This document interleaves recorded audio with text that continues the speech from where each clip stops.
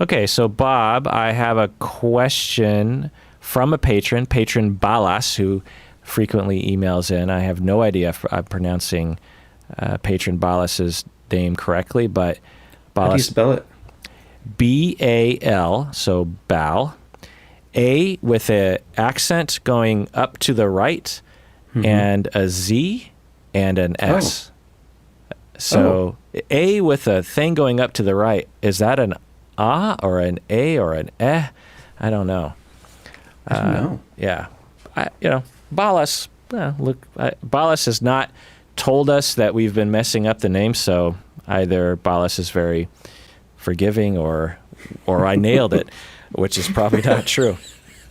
So, patron writes, "How can someone turn off the internal bad dialogues for a short amount of time?" So internal bad dialogues and then Balas gives an example here. When I'm studying at school, my brain goes, okay, let's say you get an A plus for this test, but that doesn't mean you graduate. Okay, let's say you graduate. That doesn't mean you get a job. And if you get a job, that doesn't mean it's going to be a good job. And if it's going to be good, that doesn't mean that they're not going to fire you eventually. Hmm. Well, if they're not going to fire you, that doesn't mean that you're going to be happy even with that job. Mm-hmm. Yeah, sure, I get it. The healing childhood relational trauma might help. But you said it's going to take years. I don't have that much time left, and I can't see my therapist because of the virus. Bob, what do you have to say to that? Wow. Yeah. Okay.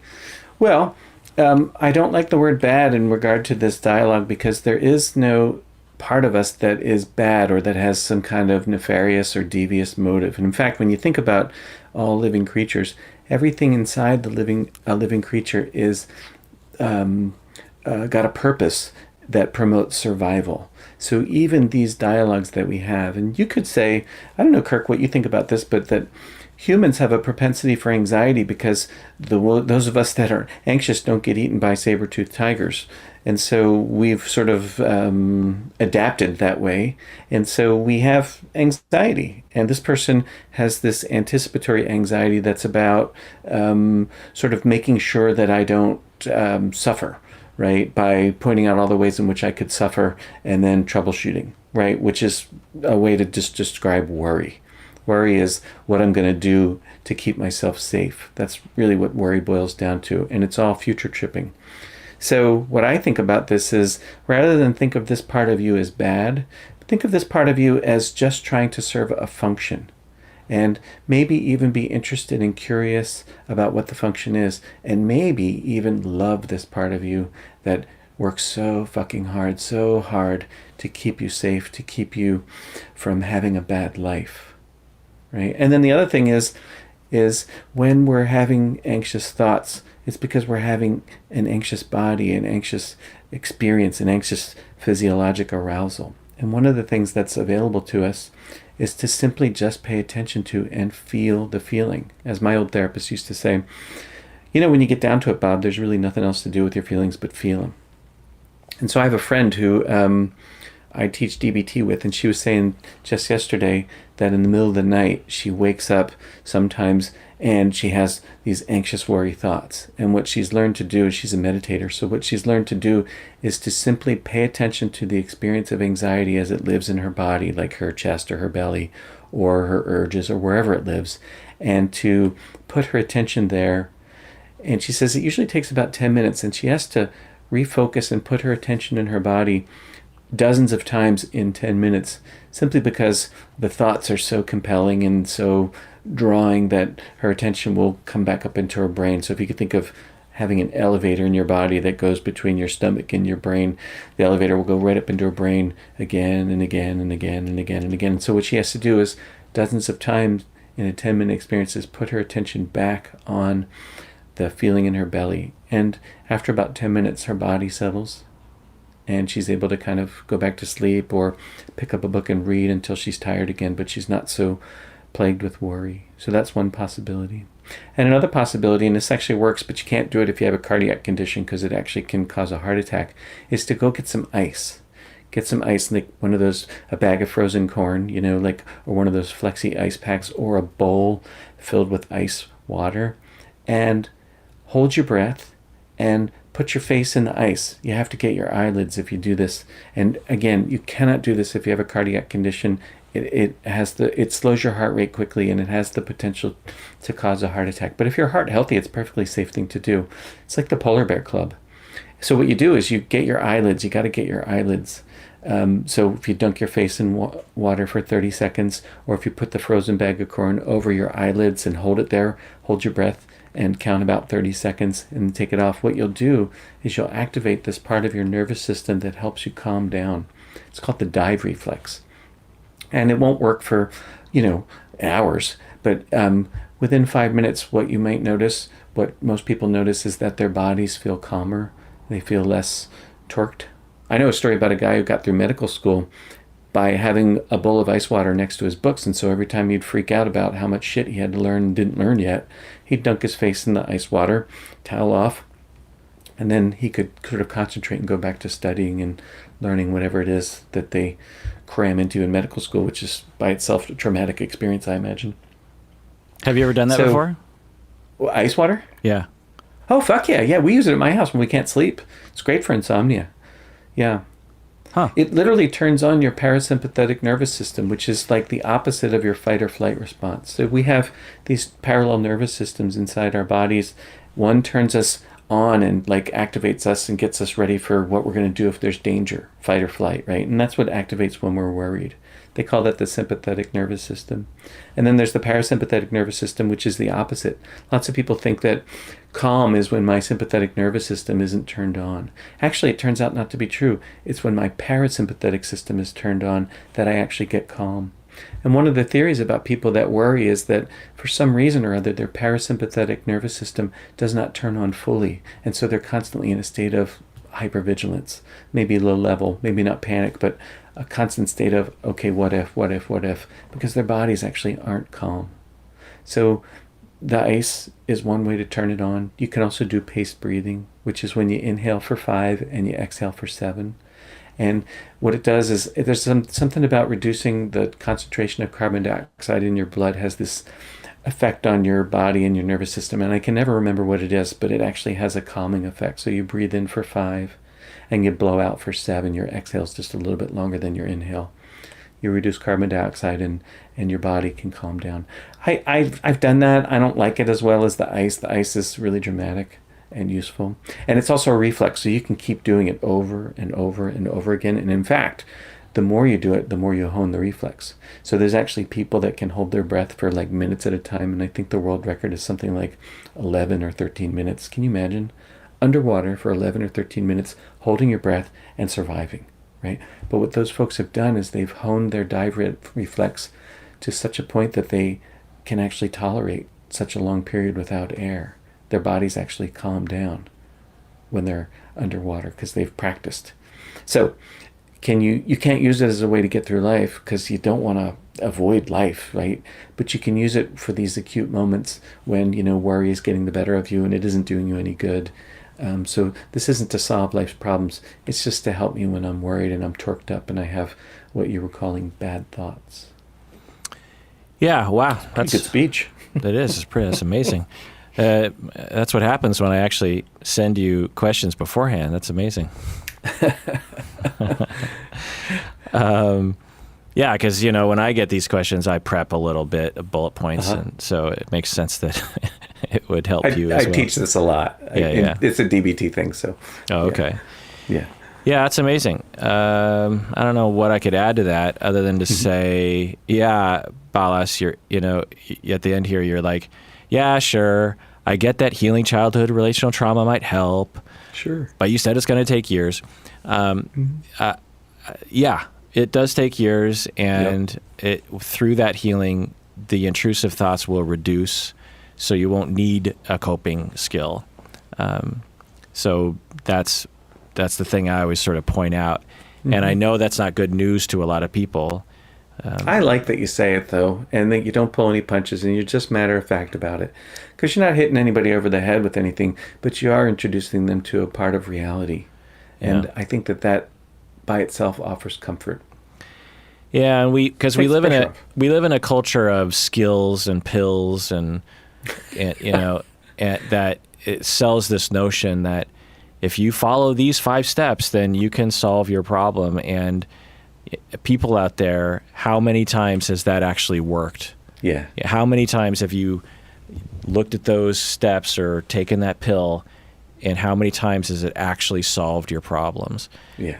It can, but it usually doesn't. And so I know it's a bummer. It absolutely is a bummer. And part of the bummer is grieving the loss of the innocence that is due to the propaganda you've internalized from our culture about pills and skills. I would have lots of clients come to me. In fact, it's now kind of a little red flag, supervisees, because I haven't had a new client in a long time, but supervisees will come to me and they're like, oh, I have this client right now who is, who keeps asking me for tools. They're yelling at me about, they need tools. And there's nothing wrong with tools. Tools are great. I talk about tools all the time. Bob just talked about a tool, dunk your face in cold water thing. That's a tool. And those are great. But I find that when people are in a hostile, angry way, a very pressured way of just like, I need tools, I find that it's a red flag for a personality disorder that has been plaguing this person for a long time. And they are frequently suffering and have frequently knocked on a lot of doors that have not reduced their suffering. And they are like, culture has told me that there's skills and pills and tools that will solve people's problems, and I'm still over here suffering. I'm still sad. I have these intrusive thoughts. I can't find a way to stop these knee-jerk reactions, and I feel empty on the inside, and I don't know what to do. There's got to be a therapy out there that's going to solve this problem. You psychologists and you psychology people claim to help. Like, what's the deal, And there's plenty of therapists out there that will say, 10-week DBT course or short-term trauma-focused CBT has been empirically proven to cure people, blah, blah. And it's like, we do this to people as well. And I find it to be irresponsible. And I know it's a bummer, but it's just what I've found to be true. It's what's true for me. Everything that I've had to work on, the tools and the skills have helped. But if anyone knows the skills and the tools, it's me. And my problems haven't ended. So it's the long game in the end, which is, how am I going to heal from the various relational traumas that I've been through so that I don't need the skills and the tools? Right. I get that. But just to kind of reiterate some of the things that Bob is saying here, you're sitting there and these what I'm going to call intrusive thoughts, which is nice to frame it that way, because then you can externalize it from you. You can be like, this isn't core to me. This is an intrusive thought, some voice that I probably internalized from my childhood that was an outside voice that was very critical or shaming or doom, some doom voice that I internalized. It's good to externalize that voice. And you're getting this voice of like, okay, sure, you might graduate, but you're not going to get a job. And if you get a job, you're not going to be happy, and all these worries in the future. And as Bob says, get to the emotion part of that. There's a function to that emotion. You're worried. And what is that worry concerned with? The future. Or I don't know, Balas, that's something that you would want to concern yourself with, is what exactly is the emotion being triggered by? That would be an interesting question, because it might not be what the intrusive thoughts are ruminating on. It could be that you're alone. It could be that you haven't had any human contact in a while because of the coronavirus. And your body is feeling dysregulated because of the normal human need of human contact is not being met. and your sympathetic nervous system is kicking in, fight or flight, and then your brain is just looking for something to freak out about to assign to that feeling. But the feeling came first and the thoughts came second. And so knowing that I like this answer. Knowing that might help a little bit, it doesn't necessarily take away the feeling, but it gives you a direction, because a lot of times what people will do when they have these kinds of intrusive thoughts is they'll be like, okay, I just need to stop thinking about that. But that doesn't take away the feeling. And the other thing people will try to do is, okay, well, let's problem solve, which isn't a bad idea, to get down to the brass tacks of it. It's like, because essentially what you're saying, Balas, is like, okay, sure, you might actually succeed, but you're not going to be happy. Okay, well, what is the road to happiness? Maybe that is something to think about. But sometimes that doesn't necessarily address it either, because again, deep down, it's not really that's not really what the self is concerned about. It's something more in the now. And that's what I want people to think about, is like, whenever you're future tripping, what is happening in the here and now that is provoking you to future trip? What is happening for you right in this moment? Because that's all you have. Your body can't live in the future. Your body is happening right now. And our minds can live in the future, but our bodies can't. And our bodies are happening right now. Now, we can future trip and cause our body to do something in here and now. But thinking about, what are my conditions right now that would cause me to be fight or flight afraid right now? Well, coronavirus, whatever. I haven't eaten well today, or whatever the thing is like, think about what's going on. But it is an actual good exercise to go on, Balas. Maybe, what is the road to happiness? Because that's essentially what you're future tripping about, is like, well, all these things could fall into place, but I might not be happy. Well, what a wonderful opportunity to be like, okay, so let me think about, how can I be happy now? And how can I cultivate a life that I can reasonably think that I'll be happy in the future? How do I begin that cultivation? Is it busting my ass to get an A+ on this test tomorrow? I'm guessing that isn't a key factor in one's overall happiness in life. It might be, but I'm guessing it's not, because our culture tends to pump a lot of values into us that are counter to our happiness. And so that's a good sentence. We have to think hard and talk with people who actually are happy. Like, don't follow people that you think are happy. Actually talk to people. Are you happy? And find people who are happy and say, like, why are you happy? What made you happy? How did you achieve happiness? Because I'm guessing they're not going to say, well, I worked 70 hours a week and earned $200,000 a year. That's why I'm happy. Man, am I a happy person because I pushed myself to be a success according to what society wants me to be. I'm guessing that's not their answer.